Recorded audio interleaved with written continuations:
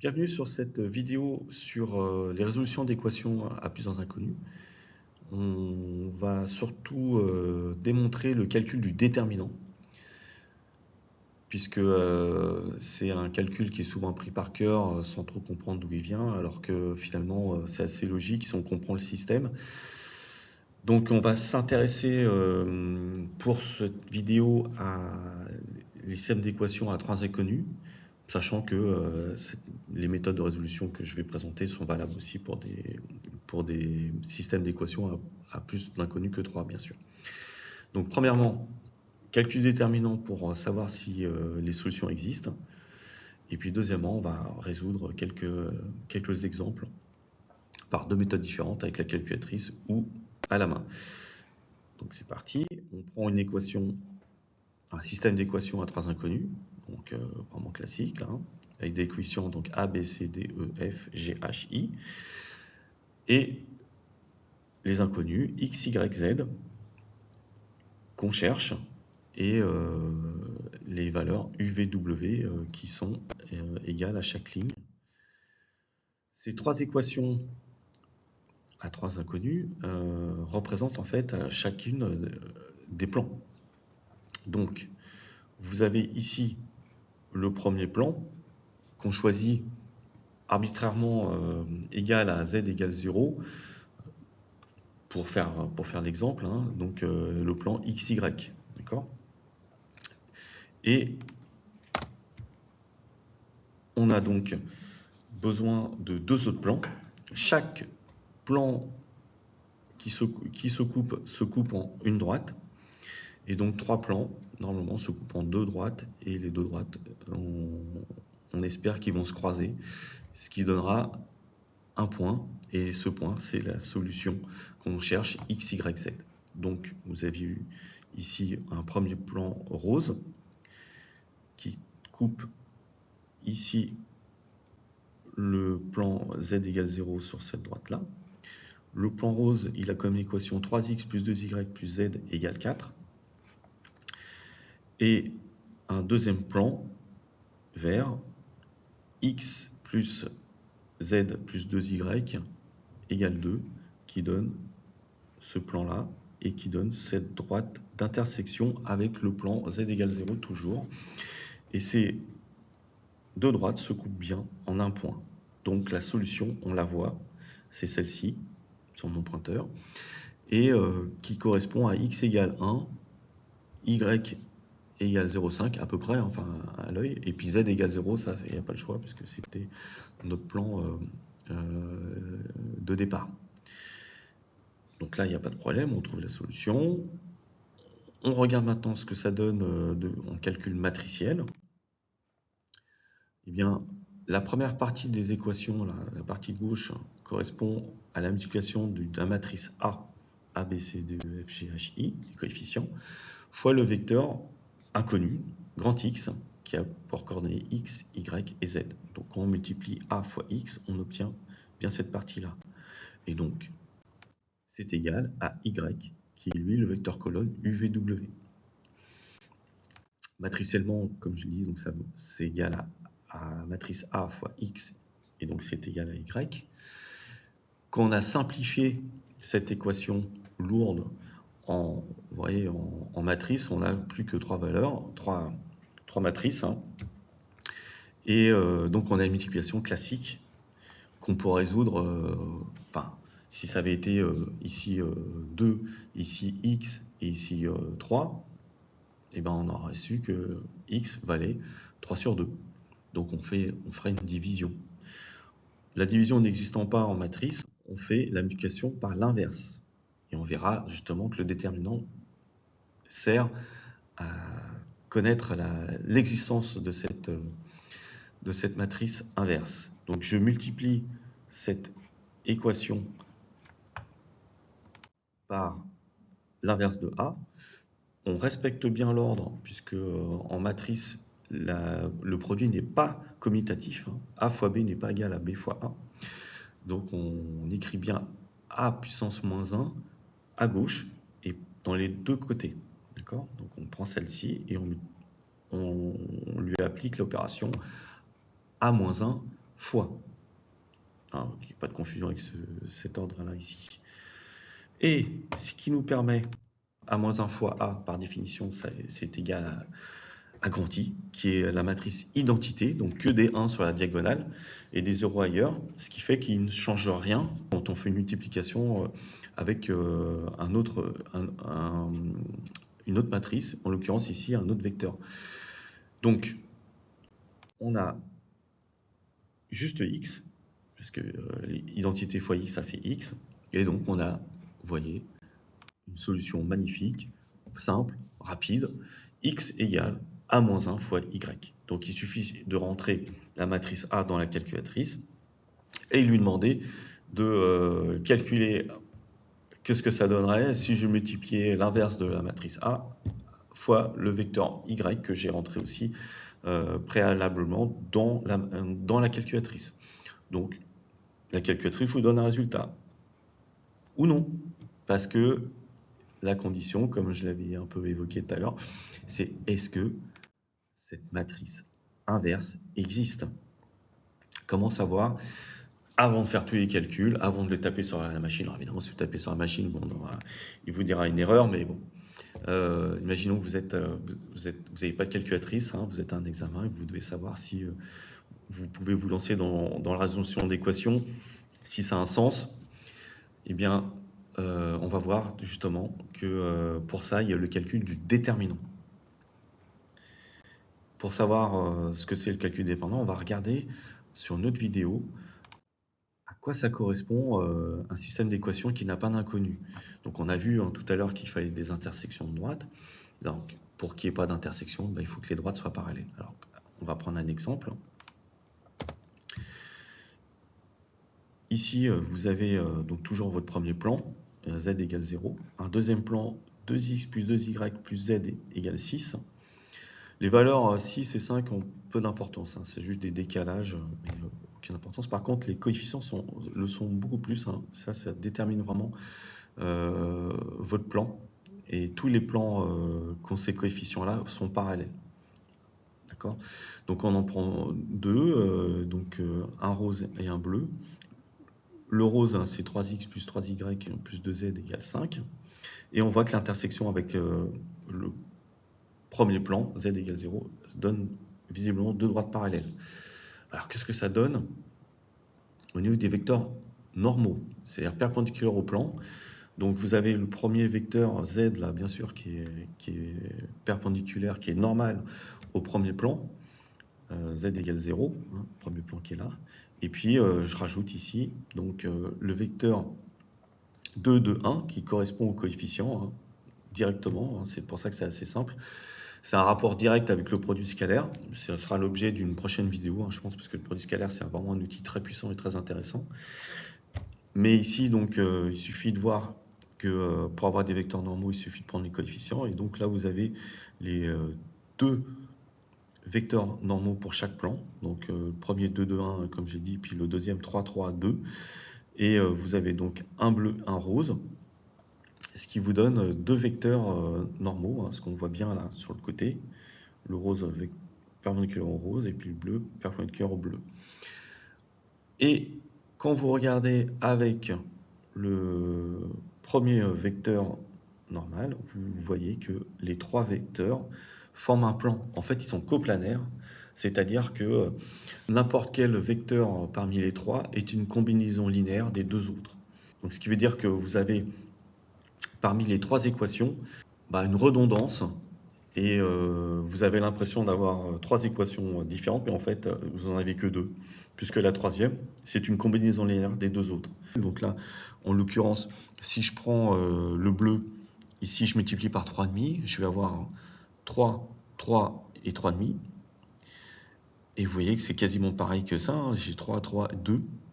Donc pour avoir 3, 3, 2, il suffit de rajouter une demi-fois le vecteur 0, 0, 1 qui correspond au premier vecteur normal au premier plan. Et donc vous voyez que ce vecteur rose n'apporte rien. C'est une combinaison linéaire du bleu avec le vecteur de l'axe Z. Ça vous donne tout de suite une indication sur le fait que vous ne pourrez pas résoudre, puisque vous aurez des droites parallèles, hein, puisque c'est le même plan. C'est important de se rendre compte le plus tôt possible. Et donc pour ça, on a le calcul du déterminant. Ça va être une façon de repérer très vite si l'une des trois lignes, une combinaison linéaire des deux autres. C'est ça qu'on va obtenir. Mais en comprenant d'où ça sort, on peut le retrouver facilement et sans se tromper. Donc moi, ça me paraît toujours plus intéressant d'être dans cette démarche, de comprendre une formule plutôt que de l'apprendre par cœur. Ça apporte beaucoup d'erreurs à beaucoup d'étudiants. Donc je propose qu'on regarde d'où ça vient. On vient de voir dans la vidéo que on ne veut pas que un des vecteurs soit une combinaison linéaire des deux autres. Donc là, je prends par exemple le vecteur colonne ADG et je suppose que c'est une combinaison linéaire des deux autres. Donc c'est égal à alpha fois la deuxième colonne et bêta fois la troisième. Ce qui nous donne ces trois équations-là, hein, donc par ligne, A égale alpha B plus bêta C, puis etc. pour les deux autres. Okay, ce qui nous donne donc première équation, deuxième équation, troisième équation. En multipliant par H, le H qui est là, hein, d'accord, la deuxième ligne, j'obtiens DH égale alpha EH plus bêta FH. On est d'accord? Je fais pareil avec la troisième ligne que je multiplie par E. Je vais avoir EG égale alpha EH plus bêta EI. Pas de souci. Je fais la soustraction et on obtient ce qu'on voulait, hein, c'est éliminer le alpha EH. Et donc on a DH moins EG qui va être égal à bêta de FH moins EI, avec bêta en facteur. Voilà, on fait pareil. Donc j'ai mis le résultat qu'on vient de trouver de côté. Et on fait pareil avec la deuxième ligne toujours, que je vais cette fois-ci multiplier par I. Donc on a DI qui vaut alpha EI plus bêta FI. Pareil pour la dernière ligne, qu'on va multiplier par F. Donc on a FG qui vaut alpha FH plus bêta FI. Et bien sûr, comme tout à l'heure, on va supprimer par soustraction le bêta FI et on va obtenir que DI moins FG est égal à alpha en facteur de EI moins FH. Oh, EI moins FH, tiens, on le retrouve ici, ça c'est intéressant. D'accord? Bon, c'est inversé, mais on a le même coefficient. Donc on multiplie la première ligne par EIFH et on obtient alpha A EI moins FH et puis pareil pour alpha B EI moins FH et puis bêta EI moins FH C. Pas de souci. Or, là on retrouve notre première équation qu'on avait trouvée. Enfin, la deuxième en l'occurrence, mais bon, celle qui est écrite là en tout cas. Donc on peut tout de suite remplacer alpha EI moins FH qui était là, on remplace directement par DI moins FG. Vous voyez, donc il n'y a plus de alpha, ça c'est la bonne nouvelle. Pareil pour ce côté-là, avec un signe moins. J'inverse le DH moins EG qui devient EG moins DH. Pas de souci, vous obtenez exactement ça. Il n'y a plus de alpha, bêta. Ça, c'est intéressant.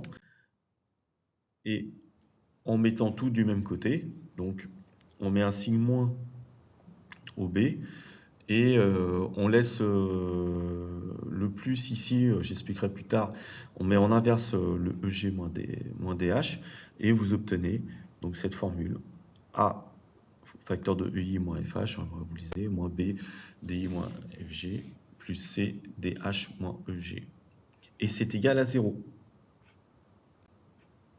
Donc, résultat très intéressant. Et c'est ce qu'on appelle le déterminant d'une matrice. C'est cette formule. Et ça vaut 0 si l'une des colonnes est combinaison linéaire des deux autres. Si c'est différent de 0, ça se passe bien, on va pouvoir faire une matrice inverse.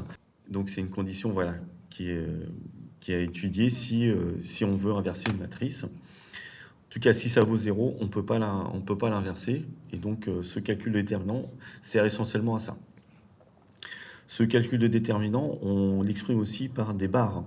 Quand on écrit une matrice avec des barres sur les côtés, c'est un peu comme une norme. Hein. C'est le fait de prendre un vecteur. Donc là, un vecteur, comme c'est une matrice, un vecteur avec 9 valeurs, et qui est réduite à une valeur. En l'occurrence ici 0, si on a bien une matrice qui n'est pas inversible. Alors comment utiliser cette formule?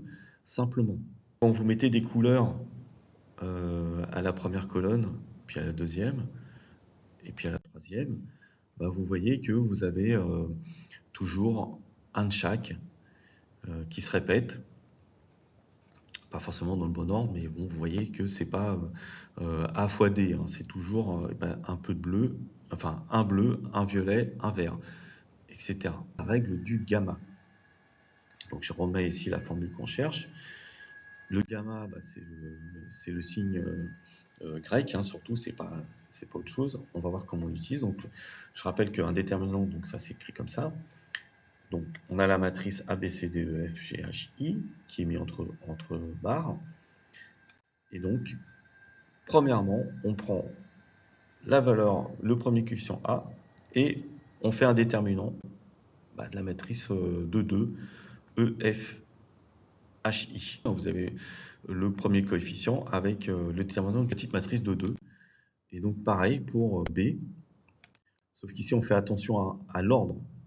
Donc on commence toujours après B, hein, de la même manière que A, mais là c'est cyclique, il faut revenir sur DG. Donc on a ici DG. D'accord. D'abord FI et après DG. Du coup, on comprend le signe- qui est là. Puisque si on ne veut pas se tromper dans le cycle, on a pour habitude de mettre un signe- et là d'avoir visuellement l'ordre DGFI. Donc vous voyez, DGFI, vous respectez l'ordre visuel en tout cas avec le signe-.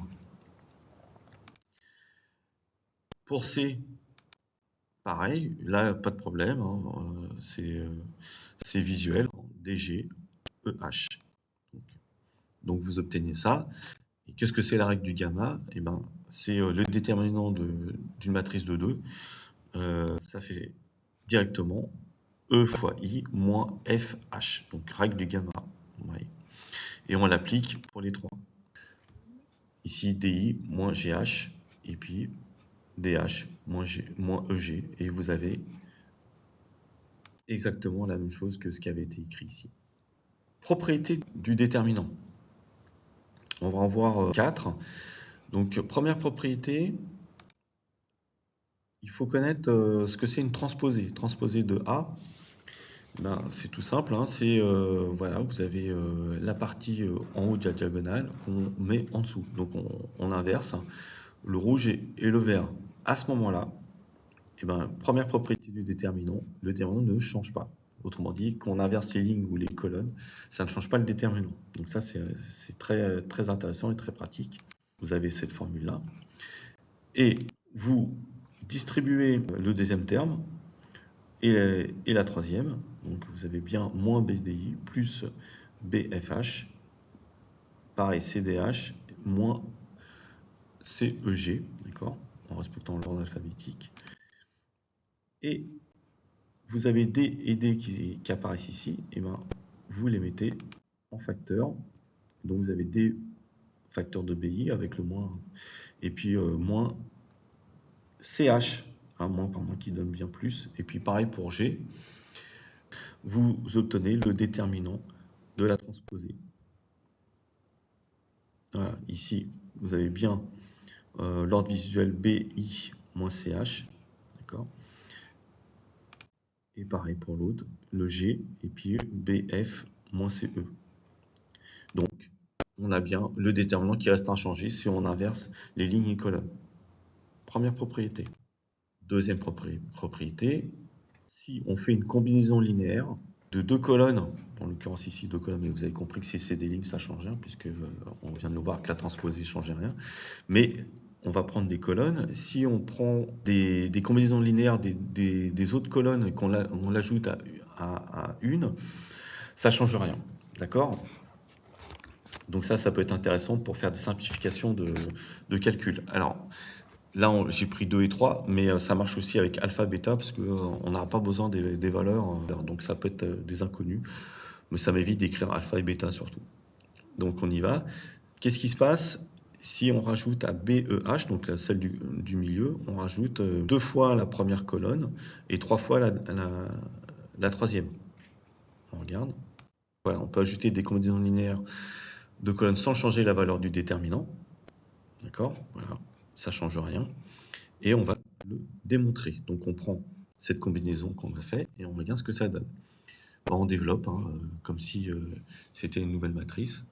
Donc on a règle du gamma, c'est ce terme-là fois ceci, moins celui-ci fois celui-là, ce qui est ici, plus des... Alors cette fois-ci, j'ai choisi le calcul déterminant par ligne, c'est-à-dire que la transposée de tout à l'heure, puisque j'ai le droit, puisque maintenant j'allais démontrer la première propriété. Et donc on a la première ligne fois i, moins la deuxième ligne fois c, avec le signe moins. D'accord? Puisque là, voilà, visuellement, c'est l'inverse du sens cyclique, hein, si je rappelle. Donc je mets un signe moins, et là je me prends pas la tête, j'ai le gamma direct. Et puis plus la troisième ligne, donc avec g, qui est donc va être facteur de ce terme-là fois f, ici, moins ce terme-là fois c, ici, facteur de g. D'accord? Donc en rouge, c'est ce qu'on a changé. Si je prends que le noir, là, E fois I, et puis moins HF, donc je le mets là, je fais pareil pour les autres, toujours facteur de A, D et G, hein, qui sont en caractère gras ici, vous reconnaissez exactement, bon pas cette formule-là, mais la formule de la transposée, donc qui est la même, hein, qui était démontrée juste avant, qui est développée et refactorisée, on la retrouve ici. Donc vous pourrez regarder, mais c'est exactement pareil. Donc, et puis le reste, hein, j'oublie pas ce qui est en rouge, un facteur de A avec I, je le rajoute ici. Ça, c'est exactement ce que j'obtiendrai en faisant le déterminant de cette matrice-là. Le A facteur de voilà, ce 2D 3F fois I, moins ça, clac, ça donne ça, et puis etc. avec D et G. Aucun souci, ça donne exactement pareil. Donc je peux le mettre là. Le premier, je le laisse, mais je rappelle que le premier, finalement, c'est exactement le déterminant de la matrice A, B, C, D, E, F, G, H, I. Voilà, clac, j'ai exactement ça. Et ça vaut 0. Ouais, vous savez pourquoi? Par définition. Je vais le faire dans le PDF qui est joint à la vidéo. De toute façon, moi, ce qui me semble plus important, c'est de comprendre que forcément, le déterminant vaut 0, puisque c'est ça qu'on cherche. Ce n'est pas une matrice inversible. Donc, ça vaudra 0. Et donc, au final, ça vaut plus que ça, qui est donc bien égal au déterminant de la première matrice avant l'ajout des combinaisons linéaires. Donc, on peut rajouter n'importe quelle combinaison linéaire, ça ne change rien au déterminant. Donc ça peut être pratique, on verra ça. Troisième propriété, le déterminant reste inchangé si on respecte l'ordre des colonnes ou des lignes. D'accord, donc on a vu, hein, peu importe si on fait que des colonnes ou des lignes. En tout cas, si on décale les colonnes en respectant l'ordre, on ne change pas le déterminant. Donc j'avais A, B, C, D, E, F, G, H, I, qui me donnait ce calcul de déterminant. Je l'ai mis en couleur premier, en bleu, deuxième en violet, troisième en vert. Si, voilà, donc je fais passer le C en premier et je pousse. Hein, donc le A il n'a pas changé, le B il n'a pas changé. Ici on n'a rien changé, on a juste passé le C en premier. D'accord? Et donc ça correspond à ce que si j'avais fait le déterminant de la matrice CFI ADG B, E, F. Donc le vert, il passe en premier et il pousse le bleu et le violet. Donc vous avez bien la première propriété qui est vérifiée. Deuxième propriété, aussi intéressante, si on permute l'ordre, si on fait un changement d'ordre, hein, bon là il y a 3 vecteurs donc ça va, mais vous changez le signe tout simplement. Donc cette règle des permutations de 2 colonnes s'applique sur 2 colonnes qui se collent, qui sont côte à côte. Donc si je permute ces deux-là ou si je permute ces deux-là. Mais ça marche aussi si je permute ces deux-là. Parce que c'est un ordre cyclique. Donc ces deux-là, en fait, même s'ils sont aux extrémités, en fait, ils se touchent puisque on peut considérer, c'est ce qu'on vient de voir juste avant, hein, que le vecteur ADG est ici. Voilà. Ou que CFI est ici. C'est ce qui a été montré juste là. Donc qu'est-ce qui se passe si je permute l'ordre, en fait, hein, tout simplement. Le déterminant sera avec un signe moins. Donc ça correspond à ça, cet ordre-là. Et qu'est-ce qui se passe si je permute ces deux dernières valeurs? Donc vous voyez, le vert a remplacé le violet et le violet a remplacé le vert. Donc on a le coefficient A fois FH moins EI plus CEG moins DH, puisque là je garde l'ordre cyclique et pas visuel, sinon j'aurais mis un signe moins. Et B, ici, règle du gamma, DI, FG. Ce qui donne exactement la même chose que ça, mais avec des signes moins partout. Donc on voit le premier, on a inversé dans la parenthèse. Le deuxième, il est là, on a inversé dans la parenthèse. Et le troisième, on n'a rien inversé dans la parenthèse, mais le signe moins est devenu signe plus. Donc c'est l'opposé, rigoureusement, du déterminant de A. Pas de problème. Premier exemple tout bête, donc en 1, 2, 3, 4, 5, 6, 7, 8, 9.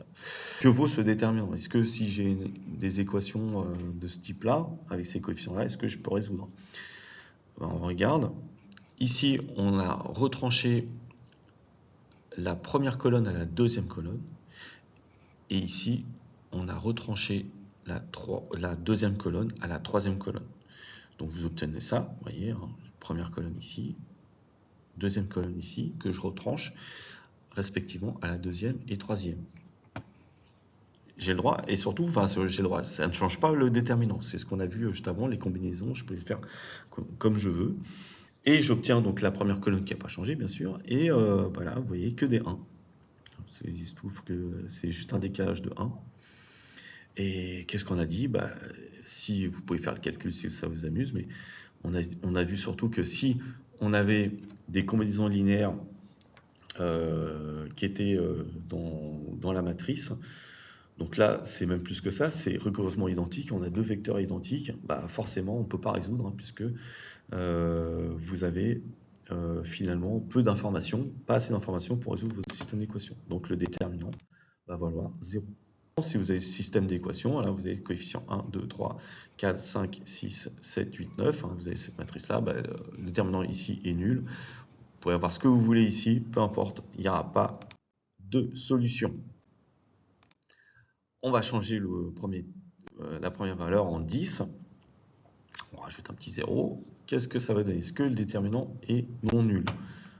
Alors, pour le calculer, il y a plein de solutions, hein, mais je vous propose de retrancher la deuxième colonne à la première et toujours retrancher la deuxième colonne à la troisième.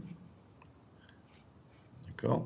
Vous obtenez 10 moins 2, 8, 4 moins 5, moins 1, 7 moins 8, moins 1, et puis la dernière colonne, c'est un peu ce qu'on avait vu tout à l'heure, que des 1. Et ça peut être pratique. Donc je vais additionner, et je vais obtenir 8 plus 1, 9, et puis le reste, 0. Ça, c'est très intéressant, parce que vous vous souvenez, on fait des coefficients ici. Et donc en premier coefficient, on fera avec du gamma, puis deuxième coefficient, donc déjà on n'a qu'un seul terme. C'est pas mal, mais on peut encore faire mieux. Comme je l'ai dit, le 1 là est très intéressant, je multiplie par 8, et je vais le retrancher. Et ça c'est intéressant, puisque là je vais avoir que des zéros, et ici des valeurs, donc je peux les calculer, mais c'est pas très important. Puisque quand vous avez une matrice où il n'y a que des zéros, c'est-à-dire une matrice triangulaire, le déterminant, bah, il se fait facilement, c'est le produit de la diagonale, puisque à chaque fois là, vous avez 0, puis là, pas de problème, il n'y a que ces deux-là. Donc, il n'y a que le produit des diagonales à faire. Donc ça, c'est très pratique. Si vous réussissez à faire des combinaisons comme ça pour avoir que des zéros en dessous ou au-dessus, hein, peu importe, bah, vous avez plus besoin, hein, vous voyez, hein, le DG il est là, ça va faire 0, et puis ici le H est là qui vaut 0, et donc il n'y a plus que A fois EI, donc la diagonale. Tac. Pas du gamma qui sert pas grand chose là, mais on a 9 fois moins 3 fois 1 qui change rien, et ça fait donc moins 27, et moins 27 c'est différents zéros, donc on peut résoudre. On y va? Donc, on rappelle le déterminant est non nul. Donc, je peux résoudre, par exemple, première ligne, donc 10x plus 2y plus 3z égale 11. Deuxième ligne égale 6,5. Et puis la troisième ligne aussi égale 11. On y va et normalement, on trouve des solutions.